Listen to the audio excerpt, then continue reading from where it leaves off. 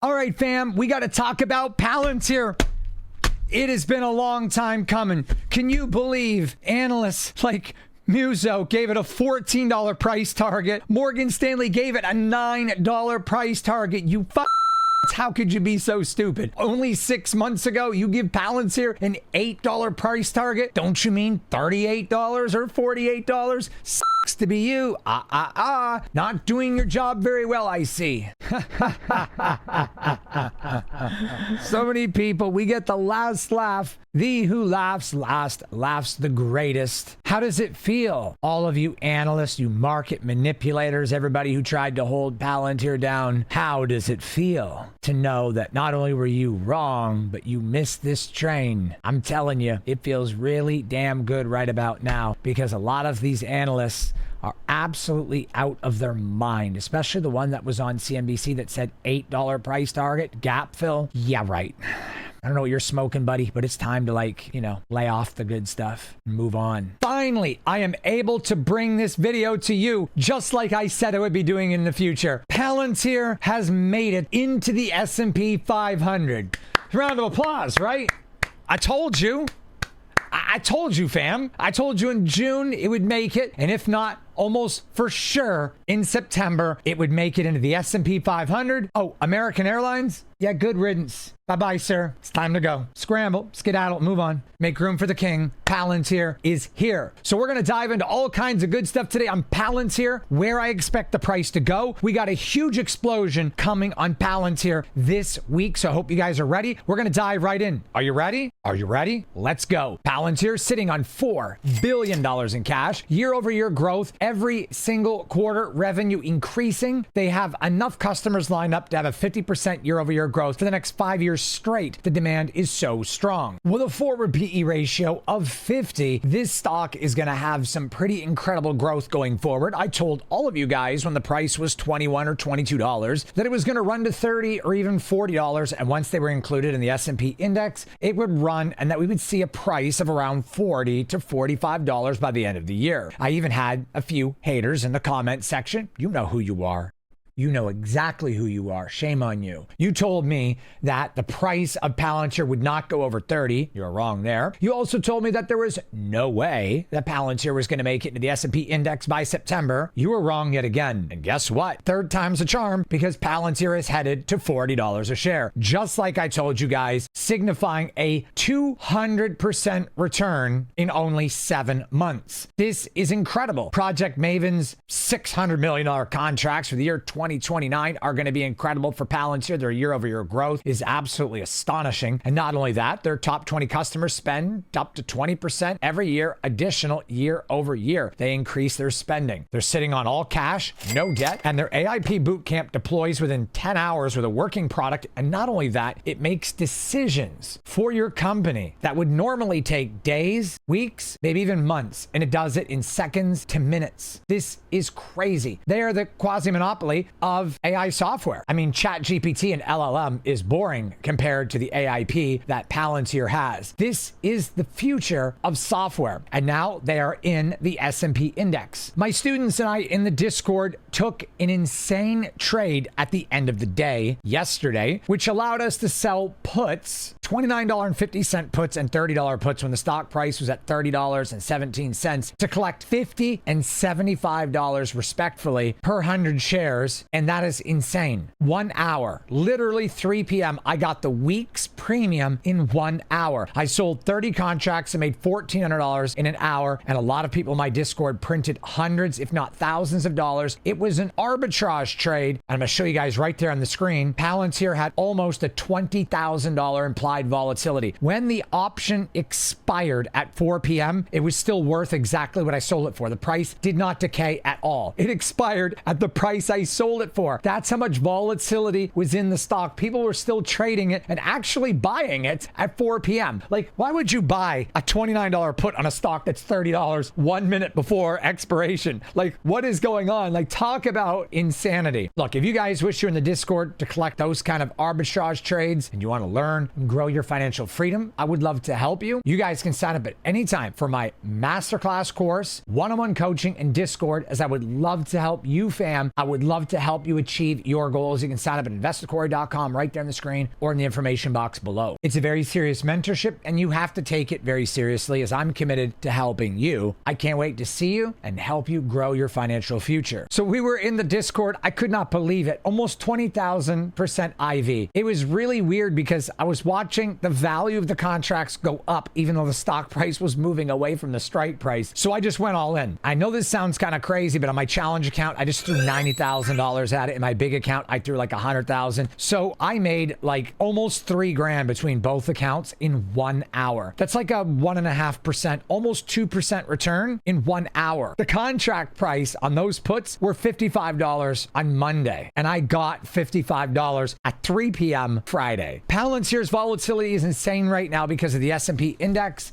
Unfortunately, American Airlines is out with the old, in with the new, in with the king. Alex Karp, Peter Thiel, Palantir and company on the way, just like I said. But what does this mean for shareholders? What does this mean for growth, stability? Well, we're going to dive right into that right now. With the fact that rate cuts are coming on the 3rd week of September, it's the week of the 17th and 18th, we are going to have interest rate cuts. The job data came out pretty neutral. It met expectations. It didn't beat it, and it didn't fail or go below, which means the rates are going to be on time cut, just like the Fed's anticipate, which is good for the market. Rate cuts and recovery is going to be great for Palantir. I see some certain things happening here. Nvidia and the other stocks are going to stay consolidating. The market's down at least until rate cuts happen. With the rates being cut in the 3rd week of September, things are going to get pretty crazy. Palantir could see highs of $38 to $40 by the end of the month. Once the inclusion happens on the 23rd and the rates get cut a few days prior to that, things are going to be really good for the market. Then PMI data comes out on October 1st and October 5th. And when this happens, if it's an improvement from the reports we got on September 1st and September 5th, or September 3rd and September 5th because of the holidays, if they're improved as well, then the market is going to go up even more. So what we're looking at is rate cuts in the 3rd week of September, then PMI data on the 1st week of October. If all of that is good, Palantir is going to fly. It's going to hit $40, maybe even $45. And by mid to end of October, the whole market should be in full recovery, as October is historically better than September and December's really good. So with rate cuts and good PMI data, it's going to be really good for the stock market. And if the PMI data improves in November and December, we are going to close the year with a bang. Just like Tom Lee says, this is going to be an incredible year, and we're expecting S&P to break 565, and he has a target price of 580. Mine is about 585. However, we shall see what goes on there. But I'm going to show you guys how you can sell some puts to get into Palantir. Maybe just buy the shares. At this point, anything under 34 is still pretty good. I believe the stock could run to 34, 35 easily this week, maybe even 36 or 37. We might have a pullback to 34, but I think it's going to run beyond 35, then maybe pull back to 35, then run to 40. I think the days of getting Palantir for 30 are pretty much over. I mean, it is possible that this stock could run to 38 or $40 and pull all the way back to 28 or 30, like a liquidity grab or something really crazy or manipulated. I wouldn't put it past the hedge funds and market manipulators, but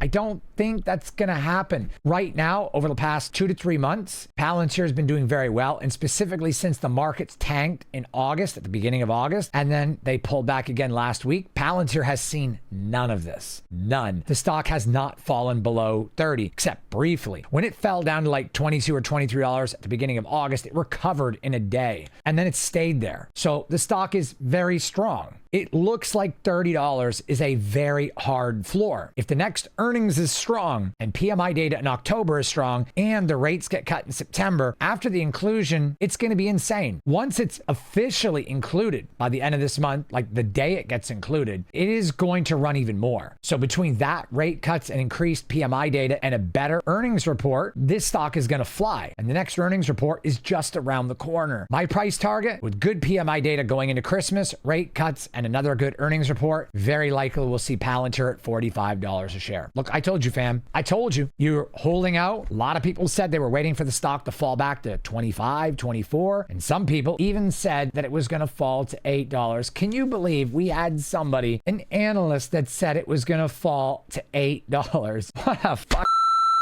You cannot be serious. This analyst actually tried to say that he had a price target of $8 on Palantir. You mean $38? Oh, he meant to say $38. $8? Come on. Get real. Market manipulation at its finest. So we are now on the winning side. We are in the S&P 500. Things are looking good. Let's look at the chart. Let me read verbatim what's going on here with Palantir. Palantir and Dell to join the S&P 500. American Airlines and Etsy slide to smaller cap indexes, making room for the two IT giants. Yes, two IT giants. One of them is the king, and that's Palantir. Palantir Technologies and Dell are set to join S&P 500 within a couple of weeks. Index provider S&P Dow Jones said late Friday. Shares of Palantir and Dell rallied in the extended session on Friday after the news broke, gaining 8% and 7% respectively. The announcement is part of several changes slated to take place on September 23rd as part of a scheduled index rebalancing. This happens 4 times a year. Also joining the S&P is the benchmark U.S. large cap index insurance company Erie Indemnity Co. The 3 companies will replace American Airlines, Etsy, and Bio-Rad Laboratories. Bye-bye. American Airlines and Bio-Rad will slide over to the S&P Mid-Cap 400, while Etsy will move to the S&P Small Cap 600 SML. The changes ensure each index is more representative of its market capitalization range, the Dow Jones said. An index rebalancing in June saw cybersecurity company CrowdStrike, private equity giant KKR, and web host GoDaddy join the S&P 500. So let's go ahead and take a look at the chart, and then I'll show you guys how to sell some puts to get into Palantir. If this information confuses you and you're looking to learn and grow your knowledge, but you don't quite understand all of this, I would love to help you. My Discord students make great strides. As soon as they join, they're able to improve their knowledge and start to understand these things very quickly. If you guys would like to come aboard and grow your knowledge and your financial wealth and future and take control of your finances, I would love to help you. I offer a full training course, Discord, and one-on-one coaching, and I would love to help you, fam. It's a very serious mentorship. Limited spots are available. If you guys take it very seriously and you want to make a change in your life, you guys can sign up at investwithcorey.com right there on the screen, or the link is in the information box below. I'm driven every single day to help you and others just like yourself and me to grow your financial wealth. If you take your financial freedom and health seriously, I would love to help you guys. If you're committed, you guys can sign up at investwithcorey.com right there on the screen, or the link is in the information box below. I look forward to seeing you and helping you on your financial journey. So you can see that Palantir really ran right at 5 o'clock. It just started running. This was like almost solid $3, like $2.40, $2.50. And you can see here it got included in the S&P 500. We got earnings coming up on the 5th of November. So we still have rates being cut this month, the inclusion officially happening this month. And then we have PMI data the first week of October, then the PMI data the first week of November, along with the earnings for Palantir. If all of these things happen very well and they're as expected or better, Palantir is going to run like crazy. Even $32 is going to be a good price compared to where it's going to be when we get into November and December. Let me show you how you can get into Palantir. I would really like to sell $34 puts for next week, going out 6 days. Because the price went up after hours by over $2, if we're going to sell a $34 or $35 put for next Friday, it would be the equivalent of selling a $33 put because the stock price moved after the closing bell, so the options had not updated. So essentially, if we were to sell a $33 put, it would be $270, giving us a break-even price of $30.30, which is fine. So I'm going to be looking to sell between $33 and $35 puts this week, or maybe going out 2 weeks to collect a lot of juicy premium. But like I said, because the stock price was $3 below this put, that's why it's so high. But now that the stock price has moved up and it's only 30 cents away, that would be the equivalent of selling maybe like a $31 put. So if I was to sell a $33 put, it would be the equivalent of a $31, so $152, which if I was to sell, let's say 10 of these bad boys next week, this would be $1,500 a week, which is pretty good. This is about 5% per week. So remember, guys, the price ran up after the bell. Therefore, a $33 put is going to give us the same premium as what a 31 put would give us right now on the options chain because it hasn't updated yet. 33 is only 30 cents above 32.71, whereas $31 is only about 50 cents above what the stock price was before the closing bell. So Monday morning, when the stock market opens, a $33 put will give you about $140 to $150.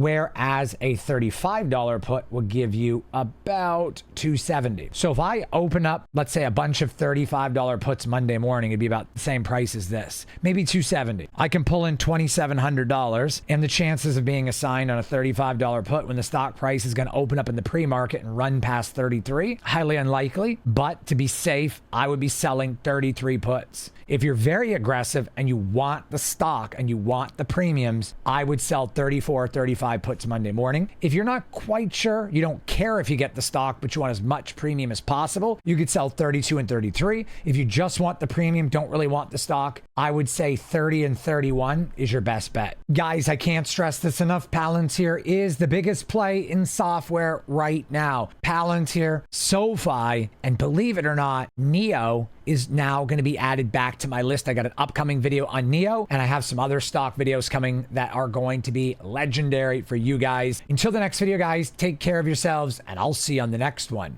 Let's go.